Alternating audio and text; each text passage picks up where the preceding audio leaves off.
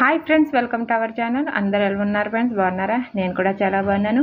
ఈరోజు 5 నిమిషాల పాలక్ ఫ్రై సింపుల్గా ఎలా చేసుకోవాలో చూపిస్తాను. ఎలా చేసేయాలంటే టేస్ట్ అయితే సూపర్గా ఉంటుంది. పిల్లలు కూడా బాగా తింటారనమాట. ఇంకా 2 స్పూన్లు ఆయిల్ అయితే వేసేసుకొని ఆయిల్ వేడెక్కిన తర్వాత పోపు దినుసులు అయితే వేసేసుకోవాలి. వేసేసుకున్న తర్వాత ఈ 2 బాగా వేగిన తర్వాత పెద్ద 2 ఉల్లిపాయలు అయితే కట్ చేసుకొని చిన్న చిన్న ముక్కలుగా అయితే వేసుకోవాలి. ఇంకా పాలకను అయితే ముందుగానే క్లీన్ చేసేసుకొని ఇసుక లేకుండా ఇలా చిన్న చిన్న ముక్కలుగా అయితే కట్ చేసుకొని ఉంచుకున్నాను. ఉల్లిపాయలు అయితే బాగా వేపుకోవాలన్నమాట. ఇలా గోల్డ్ కలర్ వచ్చే వరకు వేపుకోవాలి. ఇంక వేగిపోయిన తర్వాత ఈ పాలకను అయితే అందులో వేసేసి ఒక 2 మినిట్స్ పాటు అయితే మగ్గనియాలన్నమాట.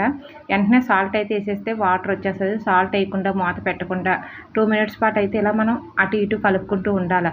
ఇందులో వాటర్ ఉంటుంది కదా, అది బయటకు వచ్చేస్తుంది. తర్వాత ఇలా వేపుకున్న తర్వాత మనకు సరిపడినంత సాల్ట్ను, అలాగే పసుపు కావాలంటే పసుపును కూడా వేసుకోవచ్చు. నేను సాల్ట్ అంతా వేసాను అనమాట.